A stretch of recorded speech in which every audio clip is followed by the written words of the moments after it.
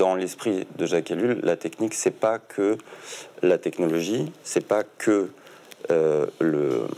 c'est pas que la technique matérielle, le développement technoscientifique, c'est aussi les techniques immatérielles, c'est-à-dire le management, l'organisation du travail. Le droit est une technique aussi, tu es bien placé pour le savoir, parce que la science juridique, en gros, est aussi une technique.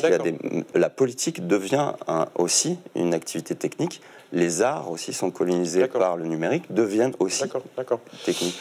Donc en fait, c'est au global, c'est une sorte de logique technicienne qui envahit la société dans sa pensée. La technique, elle a des côtés positifs et des côtés négatifs, mais on a tendance à centrer médiatiquement sur les bienfaits de la technique. En gros, les médias dominants, les médias de masse sont très technophiles.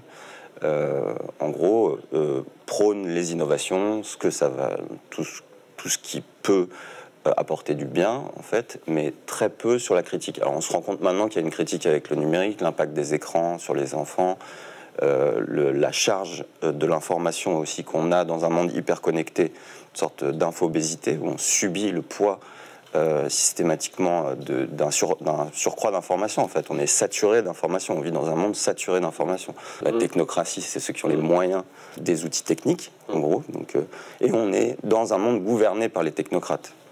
Bien plus encore que les hommes politiques. Énormément de sociétés investissent pour faire de l'argent derrière, l'Internet des objets, derrière il y a une dimension de profit énorme aussi. Le but, la 5G, par exemple, les Français n'en voulaient pas, la 5G se massifie, il y a une explosion du débit, voilà, c'est pour faire vendre des objets. Il y a déjà une énorme économie de l'attention, un capitalisme de surveillance aussi. En